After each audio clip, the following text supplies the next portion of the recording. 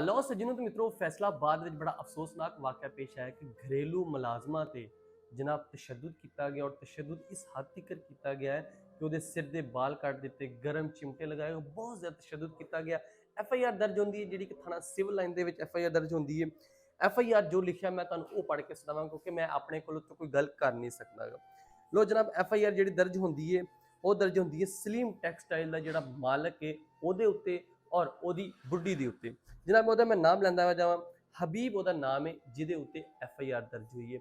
F I R ਦਰਜ ਹੋਈ ਹੈ ਕਿ 13 ਸਾਲ ਦੀ ਇੱਕ ਬੱਚੀ ਜਿਹੜੀ ਕਿ ਇਹਨਾਂ ਦੇ ਘਰ ਕੰਮ ਕਰਦੀ ਸੀਗੀ, ਕੰਮ ਕਰਨ ਤੋਂ ਦੌਰਾਨ ਉਹਨਾਂ ਨੇ ਮਾਂ-ਬਾਪ ਨੇ ਕਿਤੇ ਕਾਲ ਵਗੈਰਾ ਕੀਤੀ ਇਹਦੇ ਨਾਲ ਰਾਬਤਾ ਕਰਨ ਵਾਸਤੇ, ਲੇਕਿਨ ਰਾਬਤਾ ਨਾ ਹੋਇਆ। ਖੈਰ ਬਾਪ ਰਾਤ ਨੂੰ ਕਿਤੇ ਪਹੁੰਚਦਾ, ਘਰ ਪਹੁੰਚ ਕੇ ਆਪਣੀ ਬੇਟੀ ਨੂੰ ਮਿਲਦਾ ਤੇ ਜਦੋਂ ਬੇਟੀ ਨੂੰ ਵੇਖਦਾ ਤੇ ਬੇਟੀ ਦੇ ਸਰ ਦੇ ਵਾਲ ਕੱਟੇ ਹੁੰਦੇ ਆ, ਜਿਸਮ ਤੇ ਮੁਖਤਲਿਫ ਨਿਸ਼ਾਨਾਤ ਹੁੰਦੇ ਆ। ਤੇ ਜਦੋਂ ਪੁੱਛਦੇ ਆ ਕਿ ਬੇਟੀ ਕੀ ਹੋਇਆ ਤੈਨੂੰ, ਤੇ ਉਹਨੇ ਦੱਸਿਆ ਗਿਆ ਕਿ ਜਿਹੜੇ ਮੇਰੇ ਮਾਲਕ ਆ ਮੇਰੇ ਤੇ ਤਸ਼ੱਦਦ ਕਰਦੇ ਰਹੇ ਸੀ, ਕਦੀ ਮੇਰੇ ਸਿਰ ਦੇ ਵਾਲ ਕੱਟਦੇ, ਕਦੀ ਮੇਰੇ ਜਿਸਮ ਤੇ ਮੁਖਤਲਿਫ ਜਗ੍ਹਾ ਤੇ ਬਹੁਤ ਜ਼ਿਆਦਾ ਨਿਸ਼ਾਨ ਸੀਗੇ, ਜਿਹੜੇ ਕਿ ਗਰਮ ਇਸਤਰੀ ਦੇ, ਗਰਮ ਚਿਮਟੇ ਦੇ ਨਿਸ਼ਾਨ ਲਗਾਏ ਗਏ ਸੀਗੇ।